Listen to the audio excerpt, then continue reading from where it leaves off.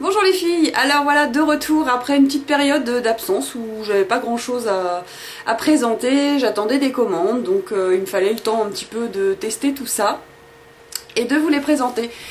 Donc aujourd'hui c'est une petite commande que j'ai passée chez Kiko, sur le site de Kiko, donc c'était la première fois que je le faisais et je l'avais déjà vu sur pas mal de vidéos.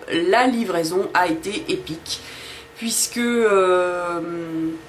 c'est livré par UPS, donc il faut être sur place. Donc moi j'avais pris bien soin de faire livrer ma commande sur mon lieu de travail et bien entendu UPS s'est trompé de ville. Le colis a bien fini par arriver mais ça n'a pas été sans mal puisque le livreur ne trouvait pas, m'appelait, il était dans son camion en train de m'appeler, là je tourne où, je vais où, enfin bon ça a été un petit peu un grand n'importe quoi. Donc pour ces raisons-là, je ne pense pas repasser une commande sur le site de Kiko puisque c'est vraiment trop problématique de se faire livrer son colis. Donc voilà, c'est un peu pénible, mais bon.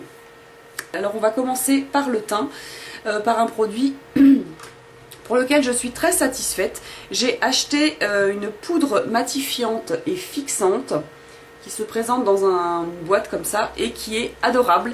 Au niveau du packaging, j'aime beaucoup, ça fait très... voilà, qui est comme ceci. Donc j'adore ce petit zoom. J'adore ce petit format, ça fait très ancien je trouve.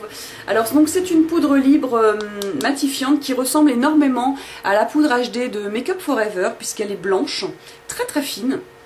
Et donc voilà, j'avais envie d'essayer pour voir ce que ça donnait, sachant qu'il y a un applicateur qui est plutôt rigolo.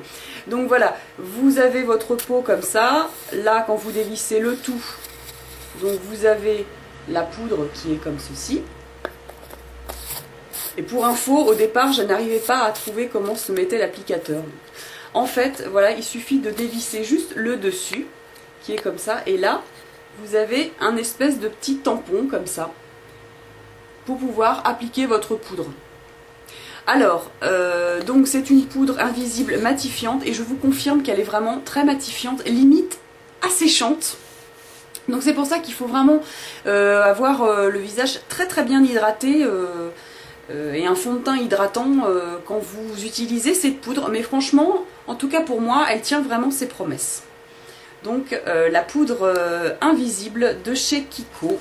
Ensuite... toujours pour le teint, j'ai acheté un blush, parce qu'en ce moment je suis un petit peu dans une période de blush. Et j'ai pris le blush numéro 103, qui s'appelle Abricot quelque chose, je sais plus, est-ce qu'il a un nom? Enfin bref. Donc j'ai été un petit peu surprise parce que bien entendu, ça ne correspond pas à ce que vous voyez sur le site. Donc voilà, il est comme ça.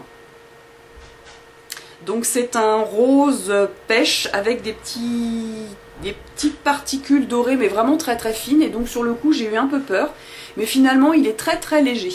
Non là c'est pas celui que je porte, donc je vous fais un petit swatch. Donc voilà, je frotte et voilà, il est comme ça mais franchement il est très modulable, ajustable et très très discret. Il donne un effet frais qui est plutôt sympathique. Donc c'est le 103. Ensuite, pour les yeux, donc j'ai voulu essayer ce qu'on appelle les Long Lasting Stick Eyeshadow. Donc j'en ai pris deux, j'ai pris le violet et le bleu. Le violet c'est le numéro 16. Il est où le numéro? Voilà, le numéro 16. Et le bleu, c'est le numéro 17. Alors, concernant pour le violet, aucun problème, ça n'a pas crisé dans la journée, c'était nickel. Concernant le bleu, là, je l'ai utilisé aujourd'hui, je vais vous montrer ce que ça donne au bout de... enfin, à la fin de la journée. Bien que j'ai utilisé une base à paupières, il n'a pas tenu. Donc voilà, vous voyez là, en fin de journée... ça crise. Donc c'est dommage. Et puis j'ai trouvé que la texture n'était pas la même. Sur celui-ci c'est beaucoup plus crémeux. Alors que celui-ci c'est un petit peu plus sec sur le violet. Mais le violet vraiment je l'aime bien. Donc voilà, ça se présente comme ça pour celles qui peut-être ne connaîtraient pas. Donc voilà. Vous avez cette couleur là. Un violet comme ça. Et pour le bleu...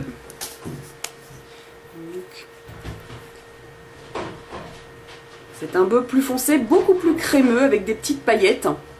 Donc c'est peut-être pour ça qu'il frise beaucoup plus. Voilà. Ensuite, pour les yeux toujours, j'ai acheté ça qui s'appelle un base volume pré-mascara. Voilà. Donc en fait c'est un mascara blanc, comment on pourrait dire ça, qui vous permet d'étoffer vos cils avant de mettre votre mascara. Donc il se présente comme ça. Donc vous voyez, c'est une brosse à picot en plastique blanc. Donc qui gaine vos cils, qui les allonge, qui les étire. Et une fois que c'est sec, vous pouvez mettre votre mascara et vous avez vraiment des cils très très déployés. Alors je sais pas. Voilà. Faudrait que je vous en parle plus, en faire une revue éventuellement. Si ça vous intéresse, vous me le dites dans les commentaires. Voilà, le seul point négatif que je trouve, c'est qu'il met quand même beaucoup de temps à sécher. Donc il faut vraiment le mettre le plus vite possible, faire autre chose en attendant que ça sèche, de façon à pouvoir mettre votre mascara noir ou marron après, pour pas que les deux matières se mélangent. Mais bon, en attendant, le résultat est quand même très très sympa. Ensuite, j'ai acheté, alors là par contre je ne l'ai pas essayé, c'est Kaki qui m'en avait parlé, Kaki, ma vie discrète, qui m'en avait parlé lors de notre dernière petite virée parisienne.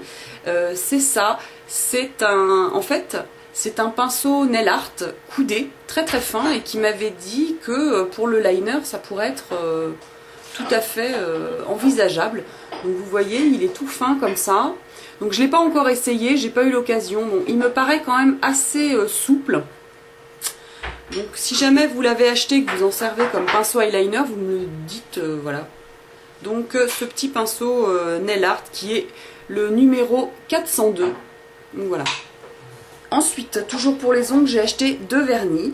Donc un de leur nouvelle collection, c'est celui-ci, c'est le numéro 358. Alors là, pour le corail, c'est du corail. Il est vraiment très très joli, le numéro 358. Et le deuxième, c'est le numéro 317. Et je l'ai acheté parce que c'est le dupe parfait d'un vernis de chez Essie qui est le Dark Antique Dark Antique Pink. Voilà, c'est le dupe parfait de ce vernis là Essie. Donc au prix du Essie et le prix du Kiko, il n'y a pas photo. C'est un vieux rose foncé. Voilà. Donc plus pour les teintes d'hiver ou d'automne. Et puis pour essayer aussi, et parce qu'il n'y en avait plus chez Sephora, j'ai pris ça, des petites jarres comme ça. Donc une qui fait 15 ml et l'autre qui fait le double, 30 ml. Donc en général ça vous sert pour partir en vacances en week-end, vous mettez vos crèmes, comme ça vous évitez d'emmener tous vos grands contenants. Et en fait moi ces petits trucs là, je m'en sers quand j'arrive à la fin d'un produit et je coupe le tube ou je vide le flacon et je remplis des petits pots comme ça, et ça prend beaucoup moins de place et je vois exactement ce qui me reste et voilà, je sais où j'en suis et c'est beaucoup plus pratique à utiliser. Voilà, voilà. Et ben écoutez les filles, j'espère que cette petite revue Kiko vous aura plu. Si vous connaissez ces produits et que vous en êtes satisfaite ou non, n'hésitez pas à me laisser vos commentaires. Je vous embrasse et je vous dis à bientôt pour une prochaine vidéo. Bye bye.